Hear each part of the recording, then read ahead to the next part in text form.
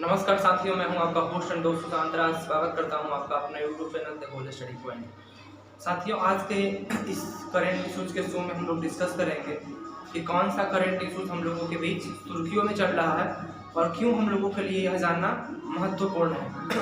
चलिए आज का करंट इशूज को देखते हैं। आज का करंट इशूज है, ये इशूज है 27 दिसंबर के। क्या है? Supreme Court clarifies on abuse linked to dowry death. Supreme Court के द्वारा डॉरी डेथ के ऊपर सुनवाई करते हुए टिप्पणी दिया गया, मतलब यह बोला गया, जो सुप्रीम कोर्ट के मुख्य न्यायाधीश हैं एन.वी. रमन्ना, उनके नेतृत्व में एक पैनल बैठी और डॉरी डेथ के ऊपर सुनवाई करते हुए उनके द्वारा इस पर टिप्पणी दिया गया और इस पे एक बात बोला गया कि अगर शादी के बाद किसी भी महिला को डॉरी के लिए, मतलब कि दहेज के लिए प्रतिदंडित किया जाता है और उसमें उसको मानसिक रूप से प्रतिदंडित किया जाता है, तो वह भी डॉरी डेथ में आएगा। चलिए विस्तार पूर्वक जानने का प्रयास करते हैं क्या है इस टॉपिक के ऊपर। साथियों, जैसा कि हम लोग जानते हैं, आईपीसी इंडियन पीनल कोड, भारतीय दंड संहिता, जिसका निर्माण 1862 में मैकाले के द्वारा किया गया। उस समय इंडियन पीनल कोड बनाया गया 1862 में मैकाले के समय, और उस समय से आज तक हम लोगों के बीच यही इंडियन पीनल कोड, भारतीय दंड संहिता चलता है, आ रहा है। कुछ साथी पूछेंगे इंडियन पीनल कोड होता क्या है। साथियों, इंडियन पीनल कोड भारतीय दंड संहिता है जिसमें कि यह मेंशन है कि कौन से क्राइम के लिए कौन सा पनिशमेंट दिया जाएगा। ये टोटली इस इंडियन पीनल कोड में मेंशन किया गया। मैकाले के समय जो ये चीज हम लोगों को बना करके दिया गया, तो उस समय से लेकर के अभी तक ये चलता रहा है। और उस समय मतलब समाज में जो इविल्स अवेलेबल था, जो बुराइयां अवेलेबल थी, जो अपराध था, उस अपराध को देखते हुए इसमें उसका पनिशमेंट लिखा गया। अंग्रेज से हम लोगों का देश आज़ाद हो गया, वे चले गए, उसके बाद भी हमारे समाज में कुछ और क्राइम बढ़ी, कुछ और अपराध बढ़े, तो उसको देखते हुए इसमें और भी अपराधों के पनिशमेंट के बारे में लिखा गया। और 1970 में एक सीआरपीसी का निर्माण किया गया। CrPC, criminal procedure code. इस सीआरपीसी में, इंडियन पीनल कोड में जो भी दंड है वो मेंशन है, उस दंड को किस प्रकार से फॉलो किया जाएगा वो सीआरपीसी में मेंशन किया गया, जिसका गठन 1970 में किया गया। तो इसी इंडियन पीनल कोड के सेक्शन 304 बी में यह पहले से लिखा हुआ है डॉरी डेथ के बारे में कि अगर किसी भी मतलब वर पक्ष या वधू पक्ष की तरफ से कोई भी लड़का या लड़की तरफ से दहेज का लेन देन किया जाता है, या फिर जो लड़की पक्ष है, लड़की को दहेज के लिए किसी भी तरह से प्रतिदंडित किया जाता है, मतलब उसको उसके साथ किसी भी तरह से उसको प्रताड़ित किया जाता है, तो वह मतलब प्रताड़ित किया जाता है और दहेज के लिए उसको मारा जाता है, मतलब फिजिकली रूप से उसको मारा पीटा जाता है और उसका मृत्यु हो जाता है, तो वो डॉरी डेथ के अंदर में आएगा। ये सब तो पहले से मेंशन है, इसमें नया क्या। साथियों, सुप्रीम कोर्ट जिस बात के ऊपर सुनवाई कर रही थी वह बिहार का केस था। बिहार में 1997 में एक घटना घटा था कि एक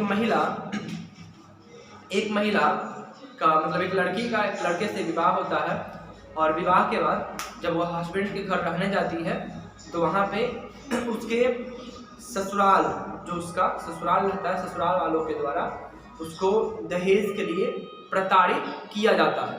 मतलब उसको मानसिक रूप से, जैसे ताना मारना कि तुम्हारे पिताजी ये नहीं दिए, तुम्हारे पिताजी वो नहीं दिए, उसको मानसिक रूप से प्रताड़ित किया जाता है और वह घर छोड़ करके वहाँ से चली जाती है। घर छोड़ करके चली जाती है। फिर कुछ समय व्यतीत होने के बाद नदी के किनारे उस महिला का कंकाल मिलता है। जैसे उस महिला का कंकाल मिलता है, तो फिर दहेज के लिए मतलब कि दहेज के दहेज के लिए प्रताड़ित करने के लिए उसका जो लड़की का मायका पक्ष रहता है वह कोर्ट में इस विवाद को दाखिल करता है। वहाँ पे सुनवाई चलता है और सुनवाई चलते चलते ये मामला पहुँच जाता है सुप्रीम कोर्ट। सुप्रीम कोर्ट में जब पहुँचता है तो उस मामले की सुनवाई करते हुए एन.वी. रमन्ना जी जो हमारे सुप्रीम कोर्ट के मुख्य न्यायाधीश हैं, उनके द्वारा 27 दिसंबर को सुनवाई किया गया इस पे और बोला गया कि अगर आप मतलब दौड़ी देखने से पहले से मेंशन है कि अगर किसी भी महिला या कोई भी लड़की उसको दहेज के लिए मारना, मतलब जला करके मारना या फिर किसी भी तरह से उसकी हत्या करना दौड़ी डेथ के अंडर में आएगा। मतलब फिजिकली जैसे आप उसको फांसी पर चढ़ा दिए, जैसे मतलब उसको आप फांसी लगा करके मार गई, ठीक है, मतलब उसको आप जला करके मार दिए, गला घोट करके मार दिए, या फिर उसको किसी भी तरह से आप मतलब दहेज के लिए उसको मारे तो वो तो दौड़ी डेथ में आएगा। लेकिन इसमें एक नया और चीज़ बोला गया कि अगर कोई वुमेन है, अगर कोई लड़की है, मतलब कि अगर कोई महिला है, उस महिला को अगर लड़का पक्ष मानसिक रूप से प्रताड़ित करता है, कहने का मतलब है कि उसको ताना वगैरह मारा और ताना मारा तो वह गुस्से में आकर के महिला या फिर लड़की फांसी लगा ले, आत्महत्या करने की कोशिश की, मतलब आत्महत्या कर ले, तो आत्महत्या कर ले चूंकि वह वर पक्ष उसको नहीं मारा, मतलब कि लड़का वाला मतलब ससुराल वाला जो भी पर्सन था वह उसको मारा नहीं, वो क्या किया, सिर्फ उसको मानसिक रूप से ताना मारा, मानसिक रूप से प्रताड़ित किया, ताना मारा, टिप्पणी किया, तुम्हारे पिताजी ये नहीं दिए वो नहीं दिए, सिर्फ उसको बोला, वर्बली बोला और वर्बली वह गुस्से में आकर के लड़की फांसी लगा दी, तो ये भी दौड़ी डेथ के अंदर में आएगा। यही बहुत बड़ा बात बोला गया सुप्रीम कोर्ट के द्वारा कि अगर कोई महिला को मानसिक रूप से प्रताड़ित किया जाता है दहेज के लिए और वह मर जाती है तो वो भी दौड़ी डेथ के अंडर में आएगा। साथियों, Indian penal code 304 section B में लिखा गया है कि अगर कोई भी महिला का मृत्यु शादी के 7 साल के अंदर, शादी के 7 साल के अंदर उसको दहेज के लिए, मतलब किसी भी महिला का मृत्यु शादी के 7 साल के अंदर जल करके या फिर मतलब फांसी लगा करके या गला घोंट करके किसी भी तरह से उसके ससुराल में उसकी मृत्यु होती है और उसका निष्पक्ष जब जांच होगा तो इस तरह का चीज़ पाया जाता है कि दहेज के लिए उसको मार दिया गया तो वो दौड़ी डेथ में चला जाएगा, मतलब शादी के 7 साल के अंदर।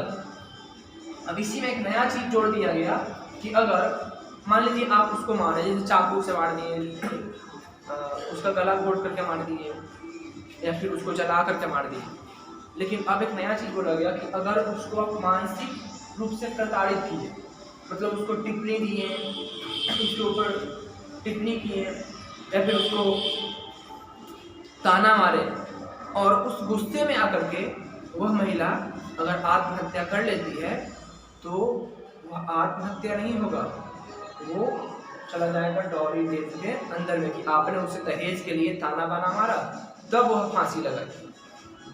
ठीक है, तो ये चीज़ कहाँ आ जाएगा, दौड़ी डेथ में। और इसी का सुनवाई 27 दिसंबर को सुप्रीम कोर्ट के द्वारा बिहार का एक केस था 1997 में एक केस दाखिल हुआ था सुप्रीम कोर्ट में, उसी का सुनवाई करते हुए आज इसका फैसला सुनाया गया और ये नया चीज़ उभर करके सामने आया। आई होप मेरा यह प्रयास आप लोगों को अच्छा लगा होगा और आज का यह टॉपिक बेहद अच्छे से समझ में आया होगा। अगर आप लोगों को यह टॉपिक समझ में आ चुका है तो अभी तक चैनल पर नए हैं, चैनल को सब्सक्राइब करें, वीडियो को लाइक करें और अपने दोस्तों के बीच अधिक से अधिक शेयर करें। Thank you, thanks for watching.